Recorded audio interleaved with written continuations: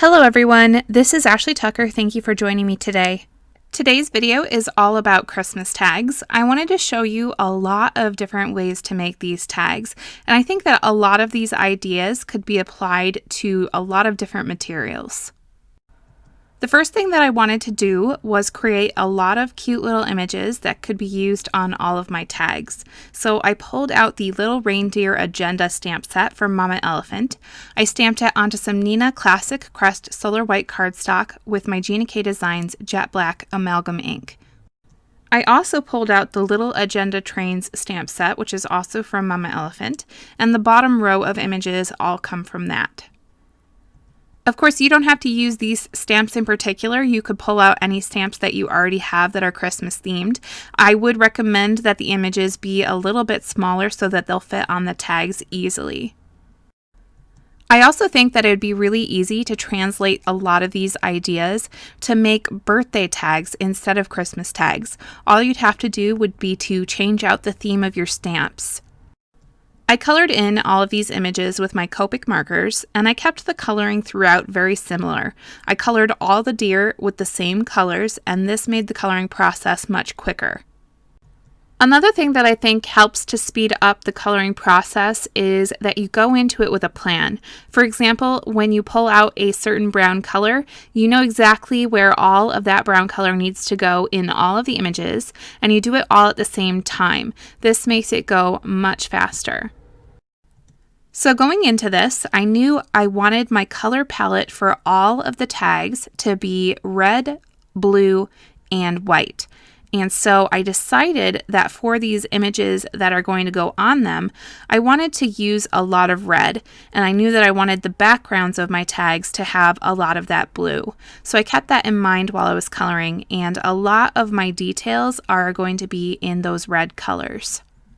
The color green was not part of my original plan for the color palette on these tags, but when I got to the Christmas tree and the wreath on these images, I didn't really want to color them blue, so I decided to add that small amount of green, and I wasn't really bothered by it. So then I decided to add a little bit more of it to the presents, and I actually really like this small addition of green to my color palette. All of the other colors that I decided to use are pretty neutral, so they go really well with my color palette. Even the yellow that I picked for the bells and the stars is a really soft yellow, so it's almost like a neutral. For all of the white areas, I decided to use a really light, warm gray color in order to give those some shading and not leave them completely white. Once I finished with all of the coloring, I ran this sheet through my scan and cut in order to cut out all of these images. Next, I moved on to stamping some backgrounds on some of my tags. I cut out a bunch of different die cuts to make my tags.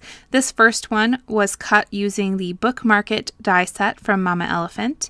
It is intended to be a bookmark, but I want to show you how it also could be made into a tag for your Christmas presents. The background that I stamped on that is the Mod Trees background stamp from Simon Says Stamp, and I stamped that using Gina K Designs Ocean Mist ink. I'm going to be using that same ink to stamp all of my backgrounds.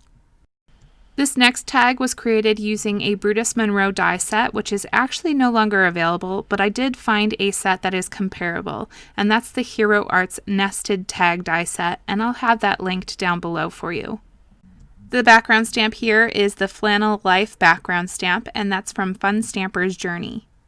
The next two tags were created using the smaller tag die from the BOOKMARK die set from Mama Elephant.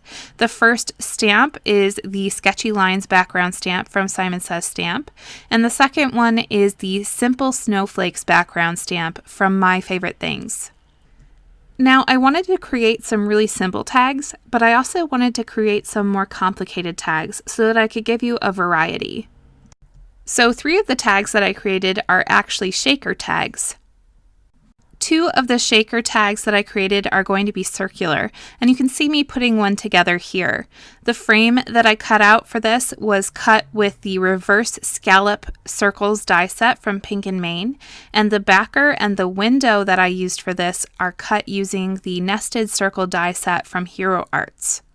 I also cut 2 snowy hills using the Snowy Hillside die set from My Favorite Things, and I glued those hills onto my frames before adding the acetate window to the back. The third shaker that I made was created using a regular tag die, and then I took a rectangle from the nested rectangle die set from Hero Arts, and I cut a window out of that tag, and then I added a piece of acetate for the window. Before moving on, I took a fine point Sharpie marker and I added my to and froms on the backs of all of my tags. I knew that going forward from this point, I would be adding some dimensional pieces onto these tags, which would make writing on the backs much harder.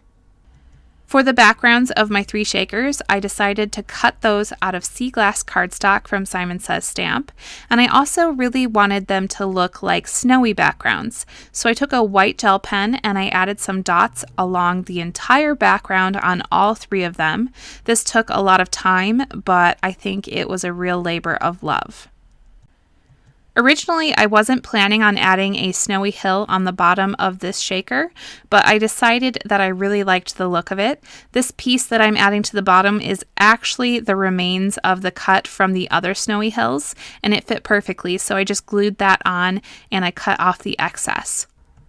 I added some thin doubled up foam tape around the edge of all of my shaker areas, and then I filled them up with some large clear glitter, and then I closed them up with the backgrounds.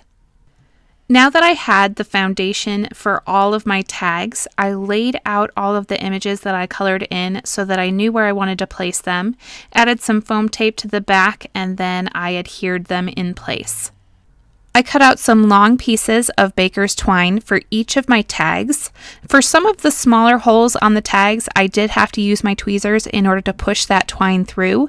If this is not something you want to do, you could easily take a hole punch and make that hole a little bit bigger.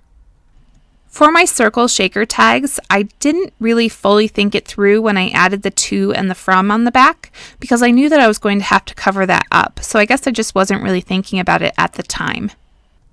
In order to add the twine to these shaker tags, I had to tape the twine to the back of the tag, and then in order to cover up that twine, I took another circle, which I cut out of some white cardstock, and I adhered it onto the back using my ATG gun.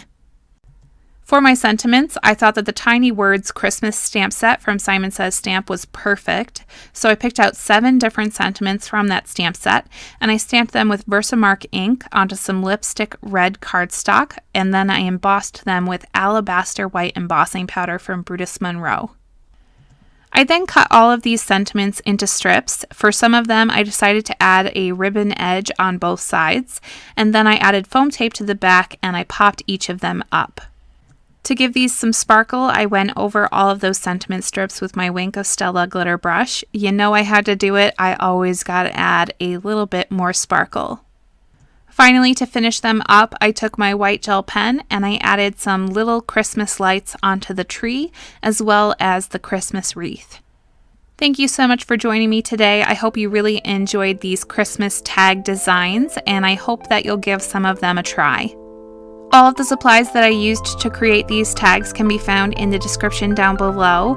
And remember that anytime you click on one of my links, you're helping to support my channel at no extra cost to you.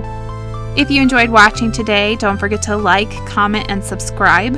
I do new videos every single week, and I'm going to be back with another one really soon.